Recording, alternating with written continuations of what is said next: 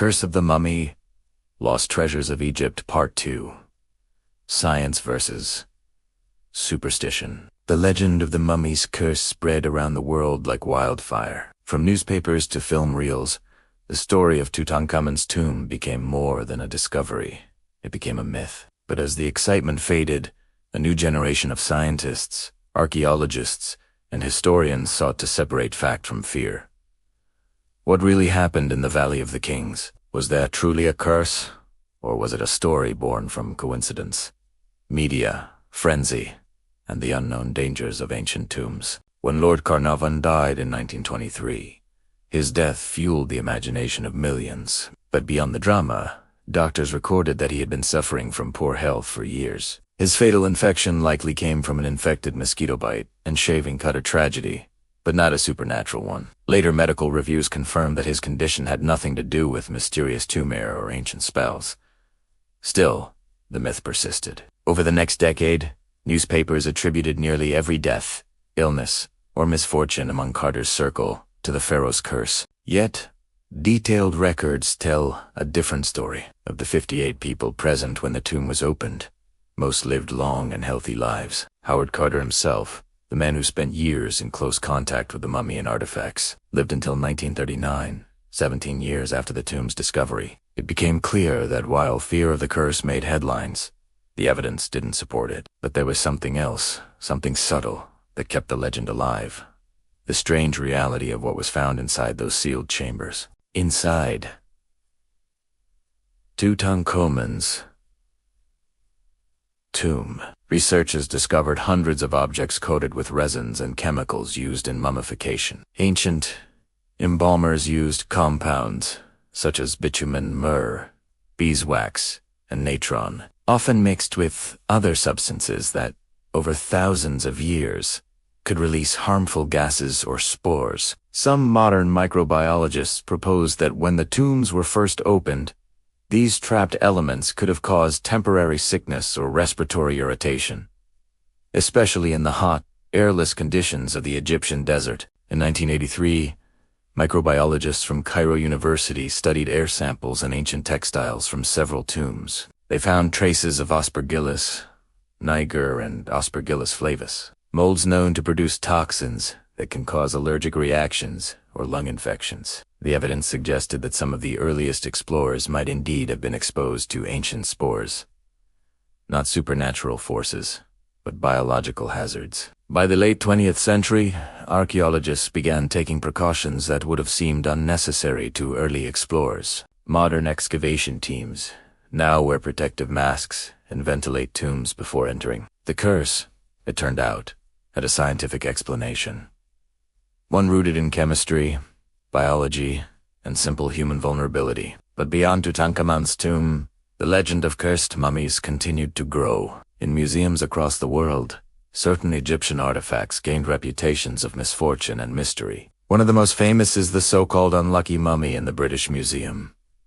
Not an actual mummy, but a beautifully painted coffin lid depicting a high-ranking priestess from around 950 BC. For over a century, this artifact has been blamed for a string of misfortunes, from accidents to deaths, and even, falsely, for the sinking of the Titanic. But when historians examined the claims, they found no connection between the artifact and the events it was accused of causing. In reality, the coffin lid never left the museum. The stories were exaggerated and passed on as ghost tales by Victorian-era visitors who loved a good scare. Still, the myth persisted because it tapped into something deeper than fear. It reflected the awe and reverence that ancient Egypt inspires. Archaeologists who work among the tombs of Luxor, Saqqara, and Abydos describe the feeling not of terror, but of deep respect. Each tomb tells a story of a life lived, a civilization that flourished, and a belief system that shaped the human understanding of death.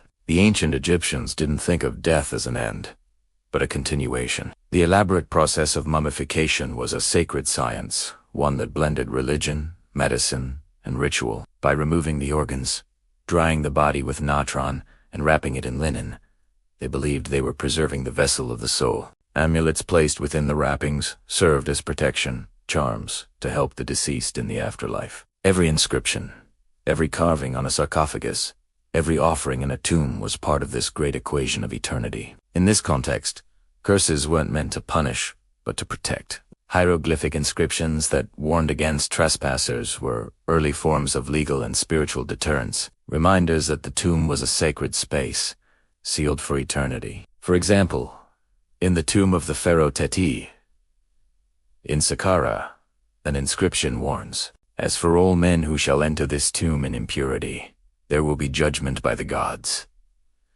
It was less a magical threat than a divine declaration that disrespecting the dead would bring moral consequence. Modern archaeology has evolved far beyond the romanticized treasure hunts of the early 1900s.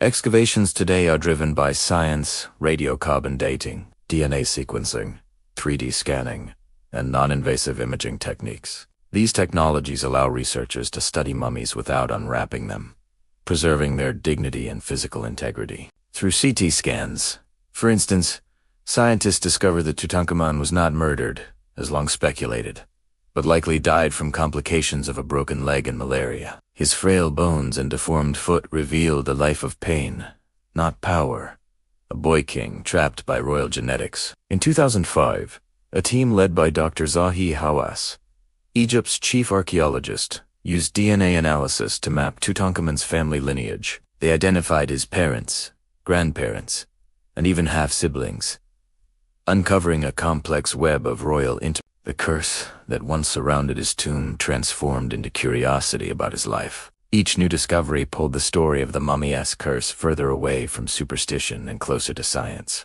Yet, despite all the evidence, the fascination with curses never disappeared. Psychologists suggest that part of this persistence lies in our need for mystery. The human brain seeks patterns and meaning, especially in tragedy. When misfortune follows a great discovery, our minds instinctively connect the two. This phenomenon, known as apophenia, explains why unrelated deaths or accidents are woven together into a single, haunting narrative. In the 1920s, when the world was enthralled by Egypt, such stories sold newspapers, filled theaters, and captured imaginations. But for Egyptologists, the true curse was not supernatural.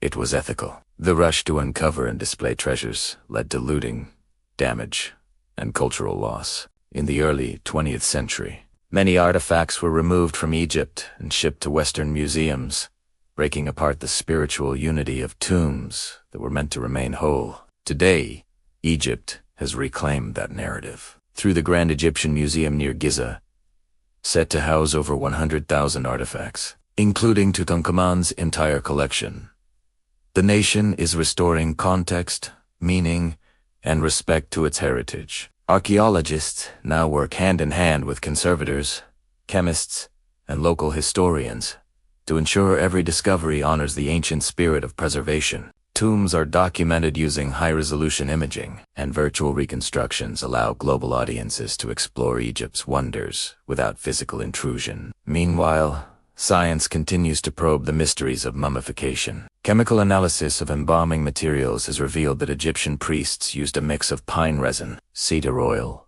bitumen, and animal fats, each chosen for its preservative and symbolic properties. The process was so advanced that modern forensic specialists study it to learn about ancient biochemistry. In 2019, researchers uncovered a mummification workshop near Saqqara, complete with labeled jars containing residues of embalming oils. Through chemical fingerprinting, they matched these residues to plants imported from as far as Lebanon and Syria.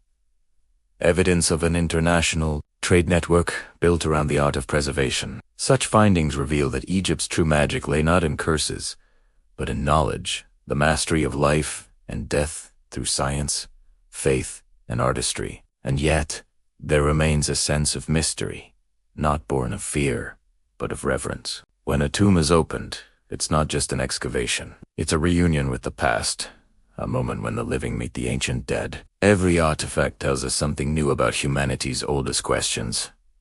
We do edie. What happens after? How do we live on? In the modern era, many museums have reevaluated how they display mummies. No longer treated as curiosities or relics, they are now regarded as human beings. Individuals, with names, families, and beliefs. Exhibits often include digital portraits or facial reconstructions that restore dignity to those once entombed. In 2021, Egypt hosted the Pharaoh's Golden Parade, transferring 22 royal mummies from the old museum in Tahrir Square to their new home in the National Museum of Egyptian Civilization. The procession was not only a logistical marvel but a symbolic one, as ancient kings and queens, wrapped in gold and history, journeyed through Cairo streets once more, this time honored rather than feared. It marked a profound shift from superstition to celebration, from the myth of the curse to the truth of cultural continuity. The story of the mummy's curse, once a tale of fear, has become a story of human connection. It teaches us that what we once saw as dark magic was often misunderstood science, that what we once called a curse was a reflection of reverence. Modern Egyptology stands as a bridge between the living and the dead, the ancient and the modern, myth and reality. Today, satellites scan the desert for hidden tombs. Robots explore shafts. To narrow for humans, AI assists in translating hieroglyphs, reviving voices that have been silent for 4,000 years. Pharaohs, it seems, are speaking once again, not through curses, but through data. And in that dialogue, the true treasure of Egypt emerges. Knowledge. For centuries, explorers sought gold and jewels. But the greatest discovery Egypt has offered is understanding of history, of humanity, and of our eternal quest for meaning beyond the grave. The sands of time may have buried the truth beneath myths, but through science and respect, we are slowly uncovering it. The curse of the mummy was never a punishment from the gods. It was a misunderstanding between cultures and eras, a mirror reflecting our own fears and fascinations. What began as a tale of death and vengeance has become one of life and discovery. Each tomb unearthed, each artifact studied, adds another piece to the puzzle of who we are and what we value. And as long as the Nile flows through the desert and the stars shine over the pyramids, Egypt will continue to whisper its stories, not of curses, but of continuity. The lost treasures of Egypt were never truly lost. They were waiting for the right eyes, the right minds, and the right respect to see them not as haunted relics, but as messages from eternity. In the end, the real curse was ignorance, and the cure was understanding.